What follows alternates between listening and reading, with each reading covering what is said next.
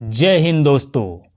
इस वीडियो में हम देखेंगे आपका जो उत्तर प्रदेश पुलिस का 60,244 वैकेंसी आया है।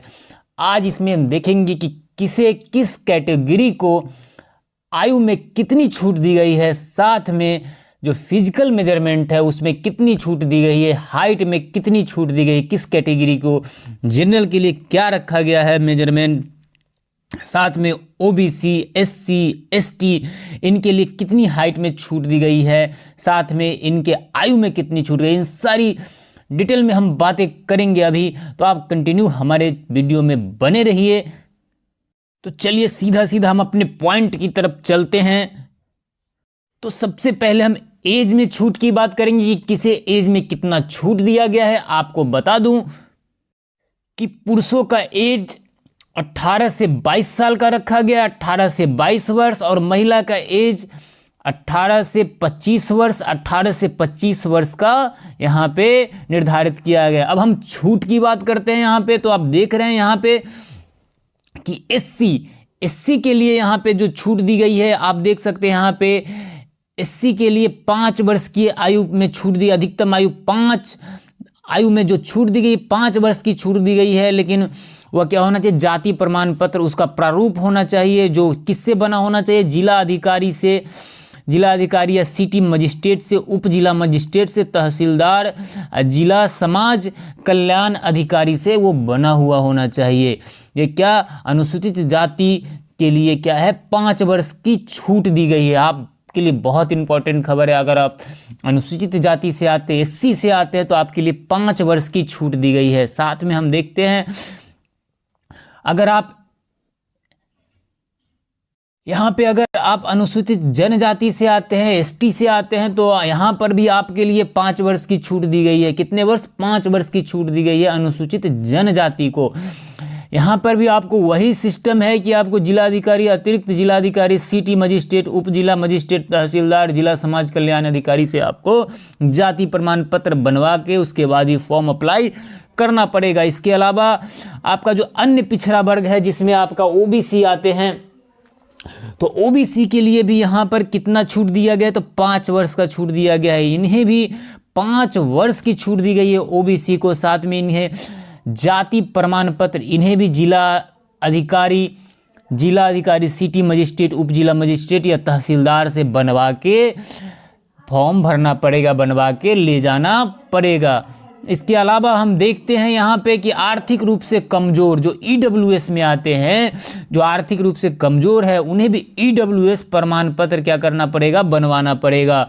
ये भी जिलाधिकारी, अतिरिक्त जिलाधिकारी या सिटी मजिस्ट्रेट, उप जिला मजिस्ट्रेट या तहसीलदार से बनवाने के बाद ही इन्हें छूट दिया जाएगा। तो आर्थिक रूप से कमज़ोर लोगों के लिए भी छूट है, ओबीसी के लिए भी छूट है, एससी एसटी सभी के लिए छूट दिया गया है। लेकिन यहाँ पे आर्थिक रूप से कमज़ोर लोगों का यहाँ पे मेंशन नहीं किया गया है कि कितने वर्ष छूट दिया गया है।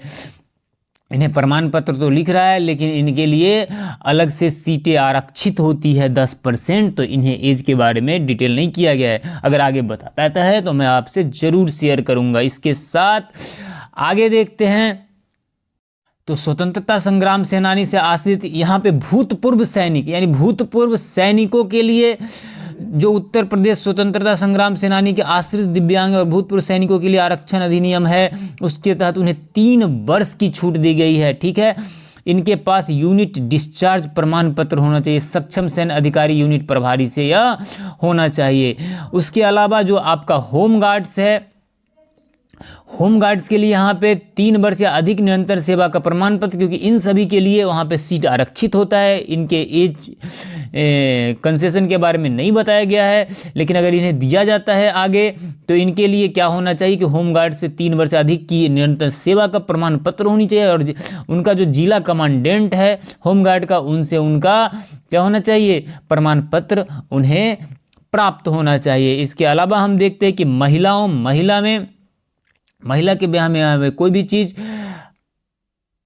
यहाँ पर कोई भी चीज़ मेंशन नहीं किया गया है। इसके साथ हम देखते हैं कि इसके अलावा आप लगभग आप समझ गए होंगे कि कितनी छूट दी गई है आपको।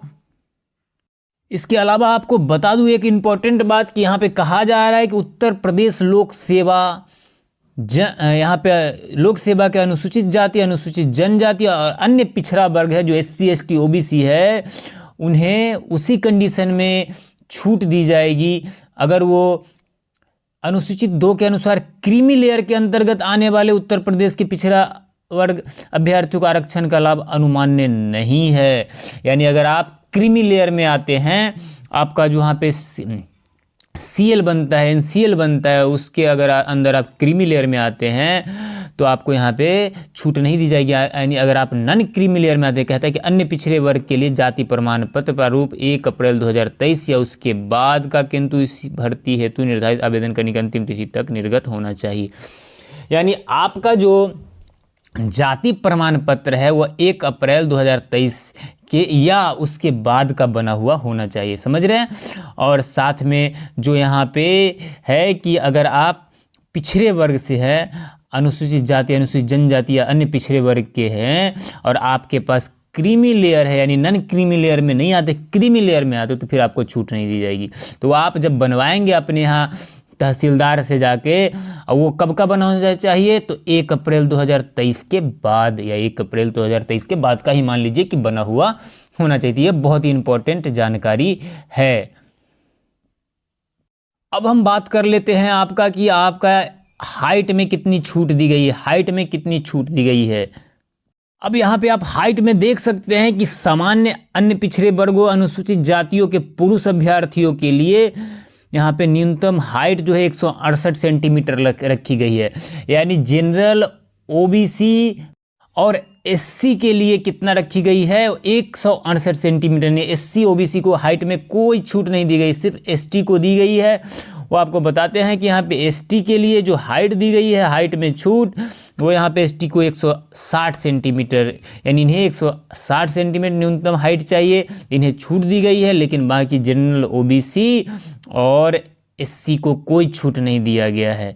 ठीक है, ये पुरुषों का था। किसका था? ये पुरुषों का था। उसके बाद हम अगर बात करते हैं उसके चेस्ट की, पुरुषों के चेस्ट का, तो यहाँ पे आप देख सकते हैं कि यहाँ पे दिया गया अन्य पिछड़े वर्ग अनुसूचित जातियों अभ्यर्थियों के लिए न्यूनतम सीना 79 सेंटीमीटर और फुलाने के बाद कम से कम 84 सेंटीमीटर, यानी कम से कम 5 सेंटीमीटर आपको सीना फुलाना पड़ेगा। और अनुसूचित जनजाति यानी ST के अभ्यर्थियों के लिए यहाँ पे आप देख सकते हैं कि 77 सेंटीमीटर उन्हें भी, और एक्सटेंशन करने के बाद 82 मीटर, यानी उन्हें भी कम से कम 5 सेंटीमीटर फुलाना पड़ेगा। साथ में महिलाओं की बात करते हैं तो आप महिलाओं के लिए देख सकते हैं यहाँ पे महिलाओं को आप देख सकते, महिलाओं के लिए जो आपका सामान्य अनपिछड़ा वर्ग यानी जनरल, OBC और SC की महिलाओं को 152 सेंटीमीटर रखा गया है और ST की महिलाओं को 147 सेंटीमीटर रखा गया है। और महिलाओं के लिए न्यूनतम जो कम से कम उनका वेट होना चाहिए वो 40 किलो होना चाहिए। कितना होना चाहिए? 40 kg होना चाहिए। तो मैं आशा करता हूँ आपके लिए यह वीडियो काफ़ी हेल्पफुल होगा और आपको पता चल गया होगा कि आपकी हाइट में और आयु में कितनी छूट मिली है, किस कैटेगरी का। मैं बता दूं कि आपने अगर हमारा चैनल अभी तक सब्सक्राइब नहीं किया है तो प्लीज़ हमारे चैनल को सब्सक्राइब कर लीजिए, क्योंकि समय समय पर जो भी आपके अपडेट आएंगे यूपी पुलिस से रिलेटेड या अन्य किसी भी क्षेत्र से रिलेटेड, मैं आपको तुरंत सूचित करता हूं, हमारे चैनल से तुरंत सूचना दी जाती है। तो चलिए मिलते हैं नेक्स्ट वीडियो में।